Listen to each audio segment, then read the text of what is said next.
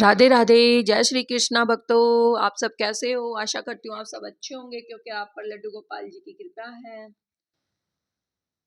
आप और आपके परिवार पर लड्डू गोपाल जी की कृपा सदा बनी रहे।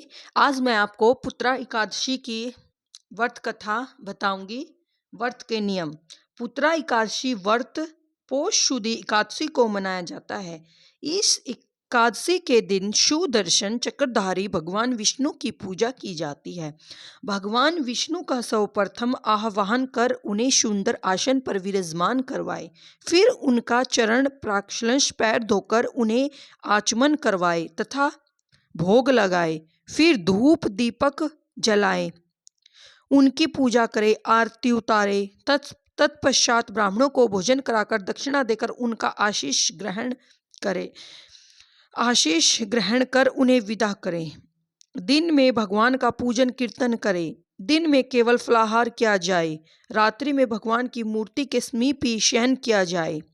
इस प्रकार पुत्रदा एकादशी का व्रत करने वाले श्रद्धालुओं को समस्त शारीरिक सुख भोगने के पश्चात मोक्ष प्राप्त होता है।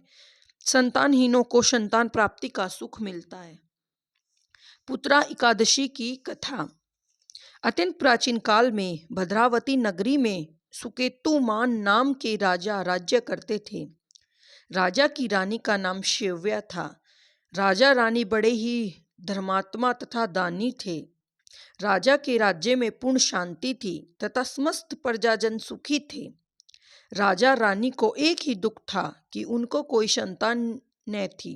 संतान न होने के कारण दुखी होकर एक दिन राजा रानी वन गमन कर गए। वन में एक दिन दोनों पति पत्नी ने प्राण त्याग करने का निश्चय किया, किंतु शीघ्र ही उन्हें ध्यान आ गया कि आत्महत्या महापाप है। ऐसा एकदम बोध जागृत होते ही राजा रानी वन में और आगे बढ़े।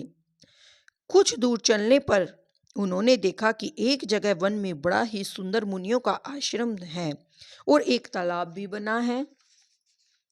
मुनियों के आश्रम के समीप पहुंचकर राजा रानी ने मुनियों को प्रणाम किया और वहीं बैठ गए। मुनियों ने देखा कि राजा रानी दुखी हैं। इस पर मुनियों ने अपने योग बल से राजा रानी का दुख जान लिया और राजा ने कहा, हे राजन, अब आप स्नान कर भोजन करें। कल पुत्रदा एकादशी है। कल आपका आप व्रत रखना तथा भगवान विष्णु की पूजा करना। इससे आपको एक सुयोग्य तथा तेजस्वी पुत्र प्राप्त होगा जो देशों दिशाओं में यश विस्तार करेगा। राजा ने मुनियों की कथानुसार ही व्रत किया।